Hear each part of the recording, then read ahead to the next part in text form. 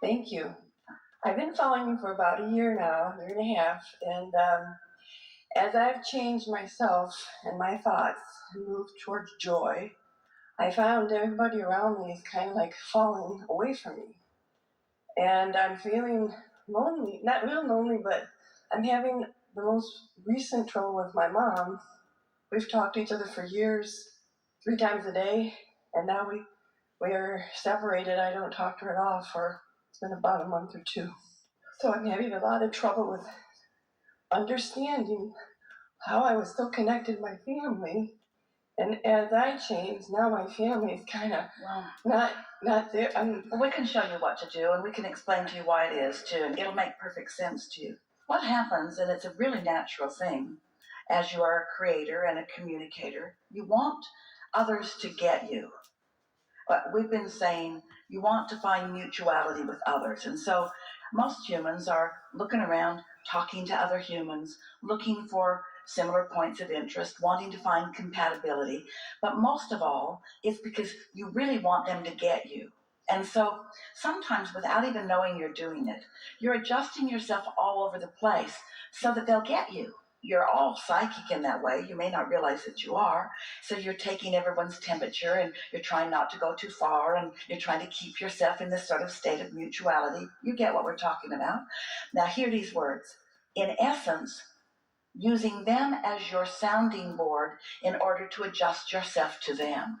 And this is a statement that we really want you to hear. You've replaced your inner being with them. Instead of seeking mutuality or harmony with your inner being, who is the most evolved aspect of you, who stands as that vibrational equivalent of all that you've become. Instead, when you try to find mutuality with your mother, often the reason that it doesn't feel so good is because you're trying to talk about the things that she would like to talk about instead of the things that your inner being is talking about. Your inner being is talking about the loveliness of the world. Your mother isn't. Your inner being is talking about your value. Your mother isn't. No. And so as you seek mutuality with your mother for the sake of keeping the peace, then you keep her happy. Esther used to say occasionally to Jerry, I don't want to hurt their feelings. And Jerry would say, you'd rather that your feelings be hurt? And what we would say about that is, when you aren't reaching for your highest good or for your mutuality with your inner being, but are instead looking to please others, then often you can get in the habit of doing that. And so you find around you sometimes relationships that don't feel as good as they might feel. Now, we want to make a very important statement here. We really want you to hear this. We are not suggesting that you all run away from your mothers. We are suggesting you'd be happier if you did. No. We aren't suggesting that you run away from your mothers. What we are suggesting is that you, for a little while, seek your harmony with who you really are until you're steady in that. And then you'll be able to find your points of satisfaction even in the hard cases. One day we were counseling a mother. She was talking about her son, her adult son. And she said, Abraham, if I follow your guidance, my son will feel like I'm forsaking him. And we said to her, but how could that be if every time you think about him, you're making a list of his positive aspects? How could that be if you're looking for things about him that satisfy you? How could that be if you are finding more and more ways to stay in full love of him? How could he not feel that? And she then understood what we mean. But if he's in an attitude of not love, and she is, then there's no harmonics going on there anyway. And so we wanted to tease you a little bit with your opening statement when you said, everybody's going away. And we wanted to say, well, while some are leaving, others are coming. Those who are a vibrational match to who you are really are coming. Most people, we're going to compliment you in this way. Most people don't have such an obvious experience as you've had, because most people don't really think only about what they want. They think about all of it. In other words, if you've got someone in your life that's giving you a lot of trouble and they don't go away, if you really find only what you want and you stay only in vibrational alignment with what you want, so you don't offer a vibrational frequency about the things that they've been bringing to you that you don't want, they have to go away. But if they stay anyway and just give you grief, that's because you're not as pure in your thoughts as you think you are. You're aware of what bothers you about them, so you're holding them to you. Well, you really don't want to break ties with everyone. We don't want you to just go out and think such only pure thoughts, that the people that you do care about, who have traits that you could just as well do without, all leave you. We think that it would be a good thing just not to give so much attention to the traits that bother you.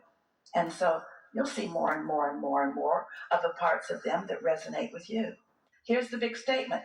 We would not spend any time trying to build a relationship with someone that took us away from our inner being. If we were standing in your physical shoes, we would not sacrifice alignment and love and clarity and longevity. We would not sacrifice that fullness of alignment for the sake of keeping any friendship going, even if the friend is your mother. We would not do that. But we also would not turn away from them physically, because the vibrational patterns that you've got are still there. Instead, we would do as you're talking about doing, we would bridge the beliefs gradually. So let's play that game. We're over time here, but let's take a minute and do this. So you want to play about this just for a minute or two? So what do you think was one of the dominant characteristics that made it easy for you to put some space of time and distance and talking between you and your mother? Why did you make that decision? Oh, we argued. There was alcohol involved, and there was arguing, and she said, "Get the fuck out of my life." Say it again? Well, there was an argument, and she's drinking and doesn't want me involved in her life, and she said, "Get out of my life." So you don't like her bossing you around, and she doesn't like you bossing her around. Probably. And both of you want to boss the other one around. Oh, okay. I worry about her because she's 79, and I'm the only one that would take care of her when she gets ill or sick or. Yeah, so she better shape up, or she's going to be a burden to you. Oh my God. Yeah. Yeah. We get that. But you're the same in that you both are independent. You want your independence, and you really don't want someone telling you a bunch of things that you don't want to hear, because both of you do want to lean in the direction of how your inner being feels about you and who you really are. It will be asking a lot, especially since we've already encouraged you here in this conversation. But is there anything about your mother that you easily can appreciate and feel satisfaction about? Mm-hmm. Yeah, over the years. Yeah, we can feel how active it is in your vibration. Probably something you think about every single day. Okay, but dig deep and see if you can find it. She works really hard, and she is very she got all good grades in school, and she's an attorney. she's a lot opposite of what I am in those endeavors. Her work ethic and her education and her intellect way off. All right, the charts. so you're doing what most physical beings do. You're taking, it's all right, we asked for it. You're taking her characteristics and sort of sorting them into piles of good and bad, and you found some things that are very virtuous about her that have annoyed the life out of you for as long as you can remember, because she sort of used them to club you about the head with what good grades she got, meaning what bad grades you got, and so forth. So you just gave us more of what you've been feeling, and it's logical, isn't it? Because you're far from satisfied. You're downright annoyed over here. You're not in the it could go either way zone. You've already gone way over there to the point that you might not ever speak to her again, and so we're asking quite a bit for you to come back. And yet we still know that there are things, there is something. Now, if we were really teaching you in an effective way, we would say to you, just don't think about your mother. Think about something else that satisfies you. And you could easily do that. And yet, here's the thing. If someone on the telephone called you and said, you don't know me, I got really good grades in school, and I'm never going to call you again, you'd say, all right. You might even say, good for you, I didn't. And you wouldn't feel any negative emotion about it. But when it is your mother, then it's not likely that your thoughts about them are going to cease because you're tied to them in so many ways. So the fact is this: it is unlikely that you're not going to think about your mother. And right now, it's unlikely that when you think about her, you're going to feel good. So you're screwed.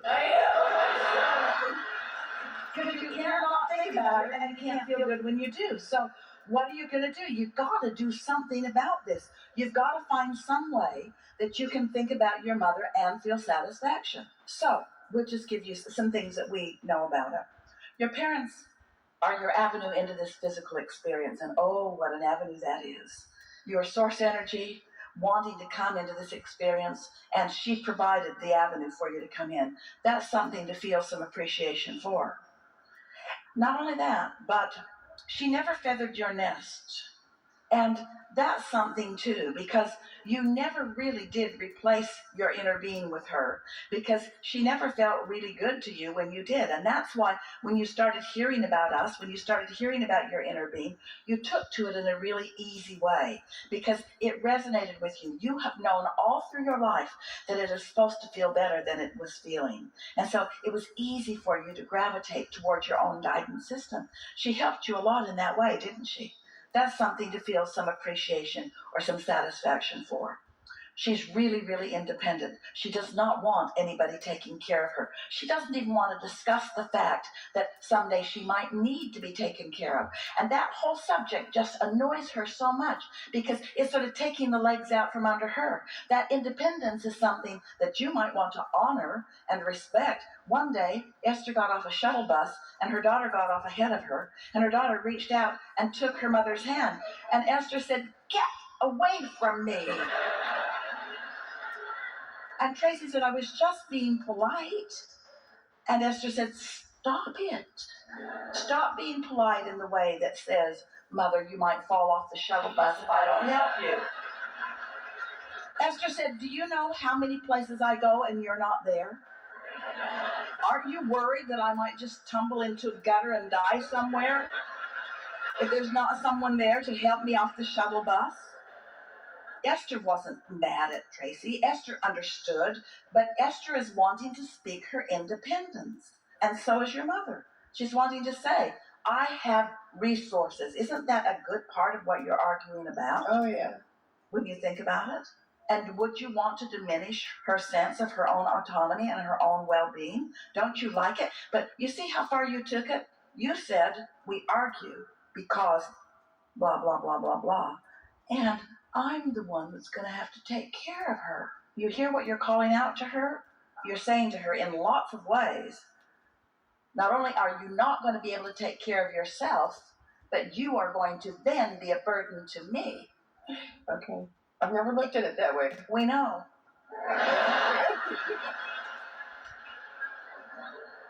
Everyone is selfishly oriented and everyone wants to feel good.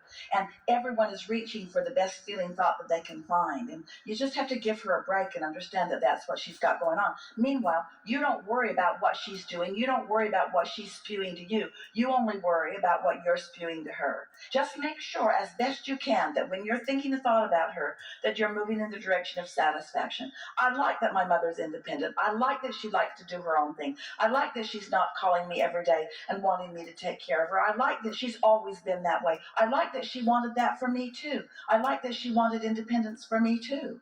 And I like that I have found my independence in my relationship with my inner being. I like that she pointed me in the direction of finding my own resources.